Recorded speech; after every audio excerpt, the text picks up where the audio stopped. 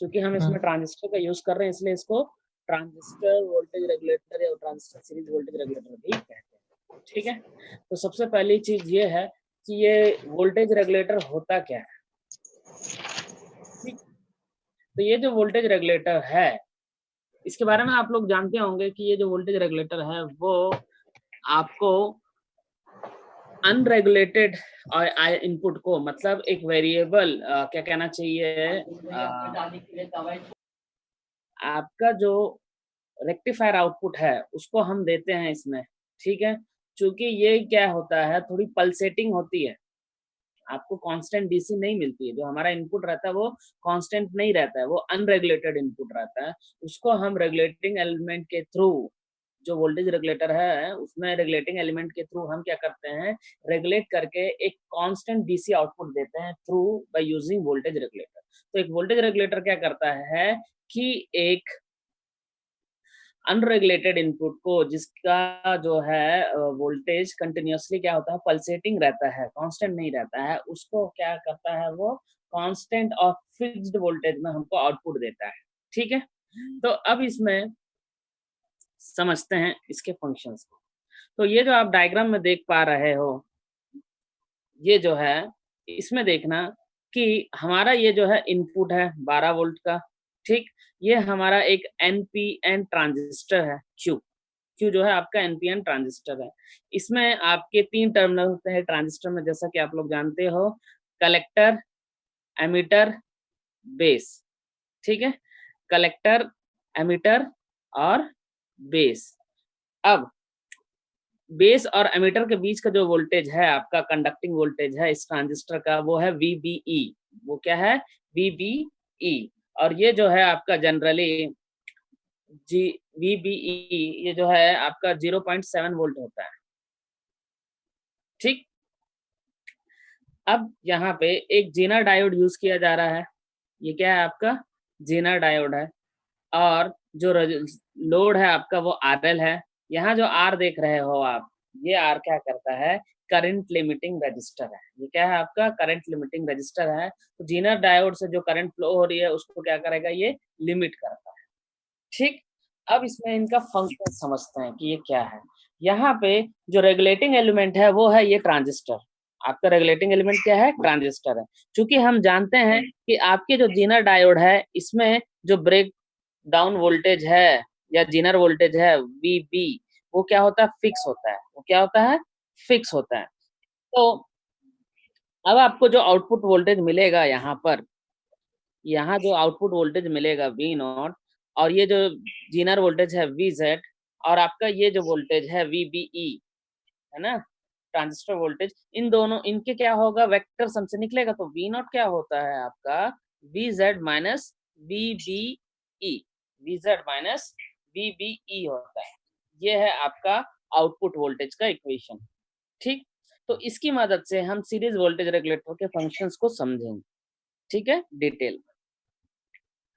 अब यहाँ पे आप देखोगे कि Q जो है एनपीएन ट्रांजिस्टर है, B फॉर बेस है, E for emitter, C for collector, R for current limiting resistor, Z for zener diode, RL for load resistor. तो यहाँ पर आपका जो रेगुलेटर है वो यूज होता है किस लिए, कि वो आपको कांस्टेंट डीसी आउटपुट दे सके। ठीक है, आपका वेरिएबल डीसी इनपुट को वो कांस्टेंट डीसी आउटपुट में कन्वर्ट करता है। ओके, अब क्या होता है आपका इसको सीरीज वोल्टेज रेगुलेटर इसलिए कहते हैं क्योंकि आपका जो रेगुलेटिंग एलिमेंट है ना, आपका जो रेगुलेटिंग एलिमेंट है उसको हमने लोड रजिस्टर के साथ क्या किया है, सीरीज में कनेक्ट किया। ये देखिए आपका ये जो CE है, CE is connected in series with the load register RL। ठीक है, तो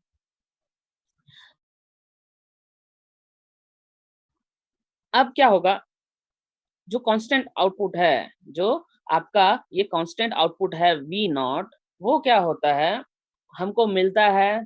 ठीक है, ये जो कांस्टेंट आउटपुट है V0, ये हमको मिलेगा अगर हम इस ट्रांजिस्टर के रेजिस्टेंस को वैरी करेंगे तब।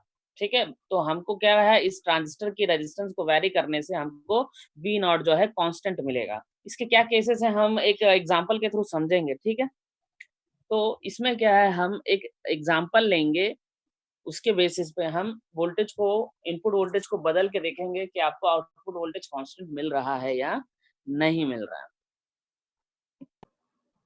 अब क्या होता है कि हम एज्यूम कर लेते हैं, हम एज्यूम करते हैं कि ये जो आपका जीनर वोल्टेज है, ये जो जीनर डायोड है, इसका जो जीनर डायोड है, इसका जो आउटपुट वोल्टेज है, जो जीनर डायोड है, इसका ब्रेकडाउन वोल्टेज है वो कितना है आपका, ये 9 वोल्ट का है आपका जीनर डायोड। ठीक है, आपका जो इनपुट है वो 12 वोल्ट का है, और आपका जो लोड रेजिस्टेंस के अक्रॉस जो आउटपुट मिल रहा है, जो आउटपुट मिल रहा है वो कितना है आपका 8.3 वोल्ट। सपोज मान लो आपका इनपुट 12 वोल्ट है, जीनर डायोड के अक्रॉस जो वोल्टेज है वो 9 वोल्ट है, आउटपुट में आपको 8.3 वोल्ट है, तो आपका यहाँ पे VBE जो है वो कितना रहेगा आपका 0.7 वोल्ट। ठीक, तो हमारा इस ट्रांजिस्टर के अक्रॉस जो वोल्टेज होगा, हमारे इस ट्रांजिस्टर के अक्रॉस जो वोल्टेज होगा वो क्या होगा कि 12, और ये हमारा डायोड कैसा है, रिवर्स बायस्ड में है ना, तो -9, और ये कितना 0.7 प्लस 0.7 कितना आ रहा है, ये 3.7 आ रहा है।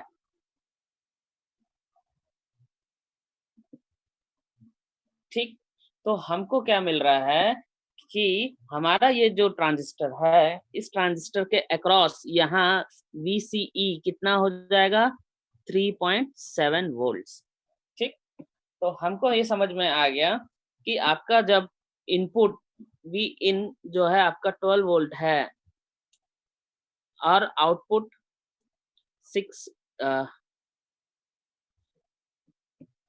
8.3 वोल्ट है, और चूंकि जीनर वोल्टेज आपका 9 वोल्ट है, और VBE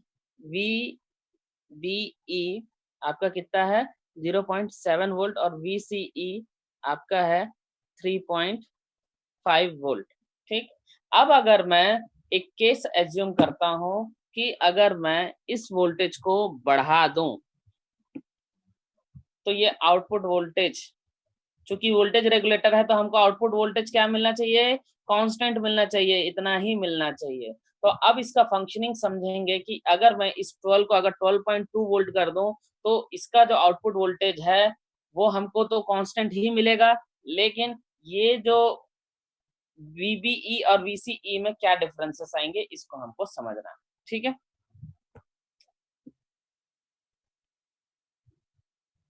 तो यहाँ पर हम देख रहे हैं, चलो नेक्स्ट पेज में इसको समझते हैं। दूसरा वाला पेज डालना है, वोल्टेज सीरीज वोल्टेज रेगुलेटर का सेकंड पेज।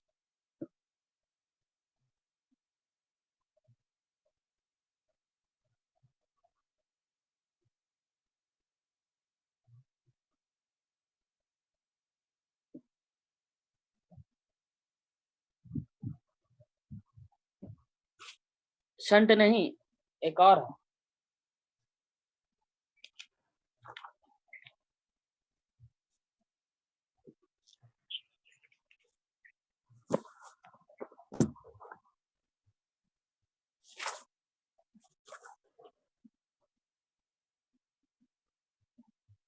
अपने मोबाइल को सीधा पकड़ो।